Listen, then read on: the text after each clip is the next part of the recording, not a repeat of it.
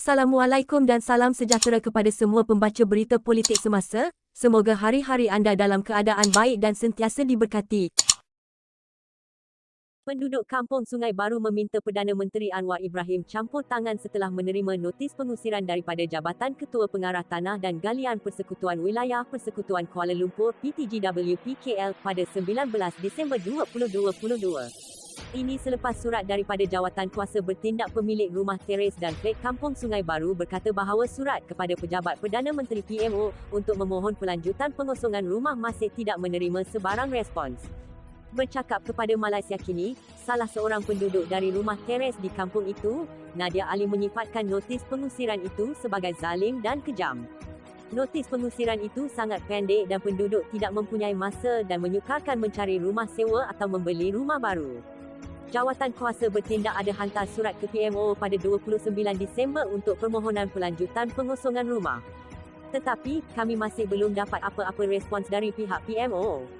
Kami masih berharap untuk berjumpa Perdana Menteri, katanya. Malaysia Kini telah menghubungi PMO untuk mendapatkan penjelasan.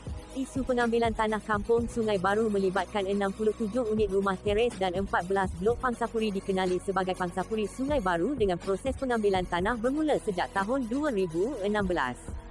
Pada Julai 2021 lalu, penduduk di Kampung Sungai Baru telah menerima surat Water Seksyen 8, Akta Pengambilan Tanah 1960 yang memaksa mereka keluar dari tanah itu dengan pampasan.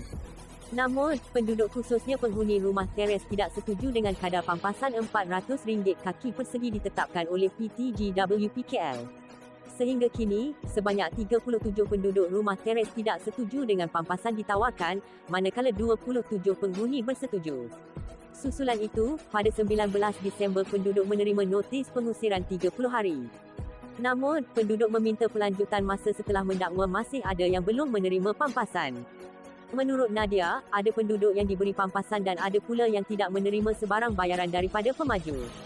Katanya, penduduk yang menerima pampasan itu, apabila pergi menuntutnya di Pejabat Amanah Raya, dimaklumkan bahawa wang tidak ada.